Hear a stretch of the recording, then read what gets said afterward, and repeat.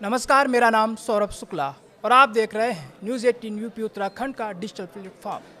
नेपाल की राजनीति में आज जो हो रहा है उसे देखकर पड़ोसी देशों के लोग भी चौंक गए हैं, क्योंकि जिस आंदोलन की आग ने नेपाल की सत्ता को हिलाकर रख दिया, उसी आंदोलन से निकली नेता अब खुद उसी आग में झुलस रही हैं। जन आंदोलन के बाद चुनी गई अंतरिम प्रधानमंत्री सुशीला कार्की पद संभालते ही विवादों में घिर गई हैं।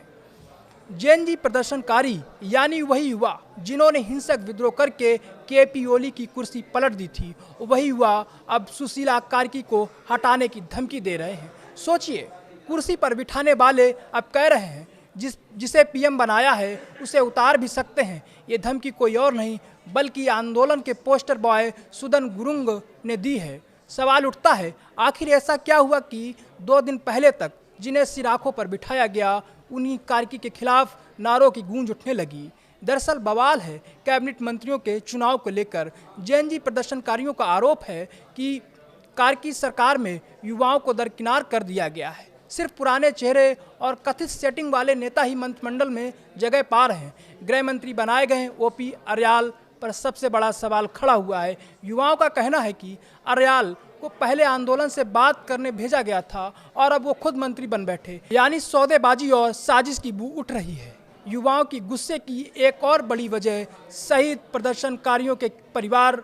सुदन गुरुंग खुद इन परिवारों को लेकर पीएम आवास पहुंचे, लेकिन मुलाकात तक नहीं हुई। युवाओं ने इसे अपमान मान लिया और गुस्सा फट पड़ा। यही वजह है कि सुशीला कार्की जो खुद आंदोलन से निकली थी, अब उन्हीं आंदोलनकारियों के निशाने पर हैं। युवाओं की मांग है कि कैबिनेट में उनका प्रतिनिधित्व दिखे, वरना कुर्सी छीनने में देर नहीं लगेगी। सोचने वाली बात यह है, नेपाल में सरकार तो बदल गई लेकिन हालात वही हैं। युवा सत्ता की हिस्सेदारी चाहते हैं, नेता पुरानी राजनीति छोड़ने को तैयार नहीं, और इसी खींचतान ने नेपाल को फिर अस्थिरता की ओर धकेल दिया है। अब बड़ा सवाल यही है, क्या सुशीला कार्की युवाओं को साथ लेकर चल पाएंगी या फिर नेपाल एक बार फिर नए आंदोलन, नई साजिश और नई कुर्सी की लड़ाई में फंस जाएगा। नेपाल की सत्ता के गलियारों से आने वाली आवाज़ साफ है, क्रांति अधूरी है और ये आग अब और भड़क सकती है।